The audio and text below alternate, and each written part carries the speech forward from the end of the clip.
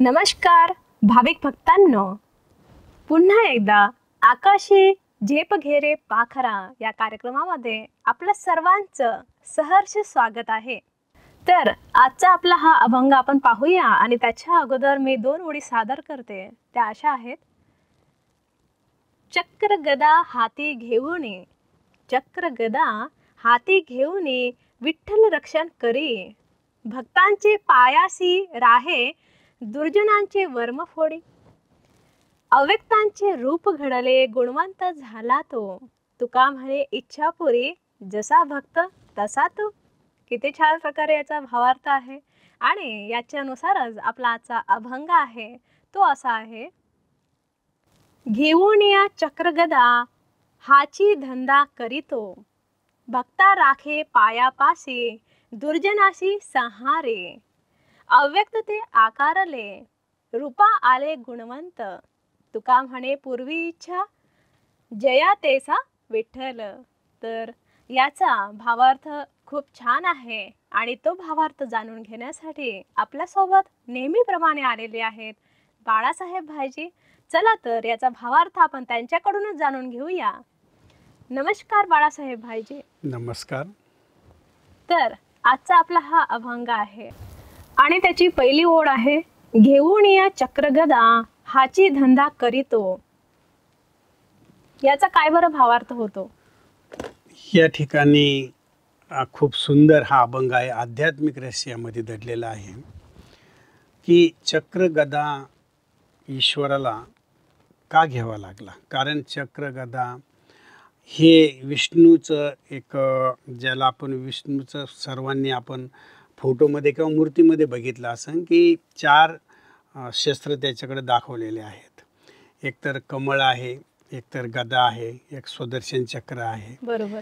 तर या ठिकाणी आपण जर बघितलं तर प्रत्येकामध्ये आध्यात्मिक रहस्य दडलेलं आहे की ह्या सृष्टीवर ईश्वराला ज्या ज्या वेळेला मनुष्य अधर्माकडे पोहोचतो त्या वेळेला ही जे शस्त्र आहे त्या शस्त्रांचा तो वापर करतो, परंतु हे शस्त्र हिंसात्मक नाही आहे, त्याच्यामागे आध्यात्मिक अर्थ दडलेला आहे। तो कसा?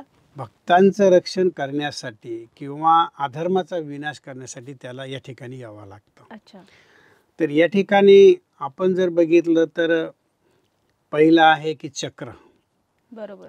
आता चक्र जर आपण बघितलं तर महाभारतामध्ये दाखवलेलं आहे की श्रीकृष्णानं चक्र फिरवलं आणि म्हणतात की त्यामुळं अधर्माचा जो विनाश आहे किंवा जो आसुरी शक्ती आहे त्यांचे मुंडके कापून निघले किंवा त्या चक्राने त्यांचा नाश केला। तर वास्तविक भगवान असं कधी करत नाही, हिंसात्मक कृत्य करत नाही, परंतु सुदर्शन चक्राचा वास्तविक अर्थ की ज्यामध्ये स्वतःचं ज्ञान दिलं की तू कोण आहे, त्याच वेळेला स्वतःची ओळख मिळाल्यानंतर मनामध्ये असणारे जे वाईट विचार आहेत, दुर्विचार जे आहेत ते दुर्विचार त्यामुळे नष्ट होतात, त्याचा विनाश होतो। बरोबर। ते चक्राचं ते एक काम आहे आणि समूळ त्याचा नाश झाल्यानंतर आपण म्हणतो की श्रीकृष्णानं शेवटी सुदर्शन चक्र वापरलं। शंख विष्णूच्या हातामध्ये शंख पण दाखवला जातो। तर ज्या वेळेला शंख नाद होतो युद्धाच्या अगोदर, तर हे जो ईश्वर या ठिकाणी आल्यानंतर आपल्या अभंगाची पुढली एक लाईन आहे की ज्या वेळेला तो निर्गुण निराकार ज्या वेळेला अव्यक्तमध्ये येतो, म्हणजे अव्यक्तमधून ज्या वेळेला व्यक्तमध्ये येतो, तर त्यावेळेला त्याचं जी ज्ञान शंख, तो शंखाचा अर्थ आहे की त्याच्याद्वारे तो ज्ञान शंखाची ज्या वेळेला ध्वनी करतो त्यावेळेला सर्व ध्यान देऊन ऐकतात आणि ते जे ज्ञान असतं ते अज्ञान अंधकाराला समाप्त करणारं असतं। त्याच वेळेला मनुष्यांच्या मध्ये जे एक अज्ञान अंधकारामध्ये जो आज मनुष्य आहे त्याचा विनाश होतो। त्यानंतर गदा दाखवलेली आहे, म्हणजेच गद्याचं आध्यात्मिक मूळ रहस्य आहे की ज्या वेळेला तो त्याच्यामध्ये असलेला अहंकाराचा नाश करतो, तर त्यावेळेला जसं आपण बघतो की हनुमानाची गदा जे खांद्यावर दाखवलेली आहे, परंतु गदा खाली ठेवणं म्हणजे एक शरणागती की मी त्याच्यावर पूर्ण अहंकारावर विजय मिळवलेला आहे. एक विनम्रतेचं लक्षण म्हणजे विष्णूच्या हातामध्ये ती गदा दाखवतात, दाखवलेली तो आहे. खाली दाखवतात. ती खाली दाखवलेली आहे. आणि त्याच्यानंतर राहिलं फूल जे हातामध्ये दाखवलेलं आहे, बरोबर. कमळाचं फूल. हो. तर ते याकरता दाखवलेलं आहे की हे जे 4 अस्त्रशस्त्र जे दाखवलेले आहे, सुशोभित दाखवलेले आहे, की तुम्ही संसार प्रपंचामध्ये राहून कमळाच्या फुलासारखं निर्लिप्त राहू शकतात. म्हणजे ह्या ज्या विकार, वासना, इच्छा यांच्यापासून वेगळं राहणं. अच्छा. कमळाचं फूल जसं आपण बघतो की चिखलामध्ये राहून वेगळं राहतं, तसंच तुमच्यामध्ये, तुमच्या मनामध्ये सदैव ईश्वराचं चिंतन जर चाललं तर ह्या गोष्टींचा परिणाम तुमच्या मनावर होऊ शकत नाही. अच्छा. तर हे जे रूपक आहे, अलंकार जे आहे विष्णूचे, त्याचं हे वास्तविक आध्यात्मिक रहस्य या ठिकाणी सांगितलेलं आहे. म्हणजेच की आपण संसारात आहे, पण संसार आपल्यामध्ये नसू दे. हां, हे एक की जसं नाव जर पाण्यात चालली तर ती तरून जाते, बरोबर. पण नावेमध्ये जर पाणी गेलं तर ती नाव बुडवते. म्हणजे संसारामध्ये तुम्ही राहा, पण तुमच्या बुद्धीमध्ये जर संसार असला तर त्याच्यामध्ये तुम्ही बुडून जाऊ शकता. त्याच्यामध्येच तुमचं शेवट पण होऊ शकतो. हे या ठिकाणी आध्यात्मिक रहस्य आहे. बरोबर. आता आपली दुसरी ओळ आहे, भक्त राखे पायापासे दुर्जनाशी संहारे. याचा काय बरं भावार्थ होतो? या ठिकाणी आध्यात्मिक अर्थ आहे की ज्या ज्या वेळेला धर्माचा कोणी विरोध करतो, अधर्मावर चालतो, आणि याचं प्रॅक्टिकल जर आपण उदाहरण बघितलं तर महाभारतामध्ये आलेलं आहे की ज्यांनी ज्यांनी धर्माचा साथ सोडला, अधर्माचा साथ दिला, त्यांचा त्या ठिकाणी विनाश झालेला आहे. अभंगामध्ये महाराजांना सांगायचं आहे की दुर्गुणांचा विनाश हा निश्चित आहे. बरोबर. तुम्हाला सत्य माहीत असतानाही तुम्ही असत्याला साथ देतात, अधर्माला साथ देतात, त्यावेळेला एक ना एक दिवस तुमचा विनाश हा होणार आहे. बरोबर. महाभारतामध्येच उदाहरण आहे की द्रोणाचार्य, भीष्म पितामह यांना हे माहीत होतं की विजय ही पांडवांचीच होणार आहे, कारण त्यांच्याबरोबर सत्याचा रखवाली ईश्वर आहे आणि ते सत्याच्या मार्गावर आहे. हे माहीत असतानाही कौरवांचा पक्ष त्यांनी घेतला, अधर्माचा साथ घेतला आणि कौरव कुळाचा नाश झाला. ज्यावेळेला हे भीष्म पितामहाला विचारलं की असं तुम्ही का केलं, की तुम्हाला हे माहीत होतं की हे अन्याय करतात, अधर्माकडे आहे, तर त्यावेळेला त्यांनी हे उत्तर दिलं की दुर्योधनाचं अन्न मी खाल्लेलं असल्यामुळं त्याचं जे रक्त जोपर्यंत माझ्यामध्ये आहे, ते रक्त जोपर्यंत बाहेर निघत नाही तोपर्यंत मला अधर्माचीच साथ द्यावा ओके. लागेल. ज्यावेळेला ते रक्त खाल्लेलं जे भोजनाचं जे जेवणानं जे रक्त बनलेलं आहे बरोबर. ते जोपर्यंत बाहेर निघत नाही, आणि म्हणून सत्याचा उगम किंवा सत्याची जाणीव कधी झाली भीष्म पितामहाला, की शेष शय्यावर ज्या वेळेला त्यांना झोपवलेलं होतं आणि त्याच्यातून तो जे रक्त बाहेर निघलं, निघत होतं. तर त्यावेळेला शेवटी त्यांना ती एक सत्याची जाणीव झाली. म्हणजे म्हणण्याचं या ठिकाणी हे आध्यात्मिक रहस्य आहे. म्हणजेच किती ते एकनिष्ठ होते, की जसं म्हणतात ना, आपण ज्या थाळीमध्ये खातो त्या थाळीला छेद नाही करायचा, हां, है ना. त्याच्याच प्रमाणे त्यांनी त्यांचं खाल्लं होतं म्हणून ते पूर्ण करून दिलंय.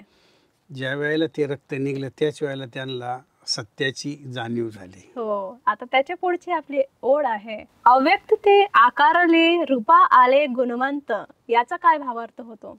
या अभंगामध्ये वर्णन केलेलं आहे की अव्यक्त तो, आणि ज्या वेळेला साकारमध्ये तो अवतरित होतो, तर हे जे वर्णन या ठिकाणी हा भेद एक समजून घ्या की आपण निर्गुण निराकार हा शब्द जो वापरतो, या ठिकाणी याचा अर्थ असा नाही की ईश्वरामध्ये गुण नाही आहे, परंतु तो आपल्यासारखा नाही आहे. आपले जे गुण आहेत त्याच्यापेक्षा तो विभिन्न आहे, तो गुणांचा सागर आहे. हा आत्मा आणि परमात्म्यामधला जो भेद आहे हा आपल्या भक्तांनी पहिलं समजून घ्यायला पाहिजे की आपण निर्गुण निराकार ईश्वर तो साकारमध्ये येतो हे शब्द तर वापरतो, परंतु हा एक शब्द आपण सदैव लक्षात ठेवायचा की ईश्वरामध्ये आणि आपल्यामध्ये हा फरक आहे की तो सागर आहे आणि ज्या वेळेला तो आपलं धाम सोडून या ठिकाणी अधर्माचा विनाश करण्यासाठी गीतेमध्ये सांगितल्याप्रमाणे अवतरित होतो, त्यावेळेला त्याचे जे गुण आहे आणि त्याचे जे कर्तव्य आहे ते आपल्या मनुष्य आत्म्यांच्या समोर ठेवतो, हे या ठिकाणी अभंगामातून महाराजांना सांग. बरोबर. आणि त्याच्या पुढची आपली ओढ आहे ते अशी आहे, तुका म्हणे पूर्वी इच्छा जया तैसा विठ्ठल. याचा काय बरं भावार्थ आहे? जसा भाव तसा देव, जसं आपण म्हणतो की जसं तुम्ही भावना ठेवाल तशी तुमची इच्छापूर्ती होते. हे भक्तीमध्ये सरळ आहे याचा अभंगाचा अर्थ. जशी भावना आहे तसंच ईश्वर त्या इष्टद्वारा किंवा ज्यांच्यावर आपली भावना आहे त्यांच्याद्वारे ती पूर्ण करतो, हे या ठिकाणी सांगितलेलं आहे. बरोबर. आता जाता जाता आपल्या भाविक भक्तांना कोणता आध्यात्मिक संदेश देऊ इच्छिता आपण? या ठिकाणी खूप सुंदर आध्यात्मिक संदेश वर्णन केलेलं आहे की तुम्ही जर ईश्वरावर विश्वास ठेवला, त्यामध्ये कोणतंही द्वंद्व जर नाही ठेवलं, तर तुमच्या जीवनामध्ये असणारे जे दुर्गुण आहे त्यांचा नाश झाल्याशिवाय राहणार नाही.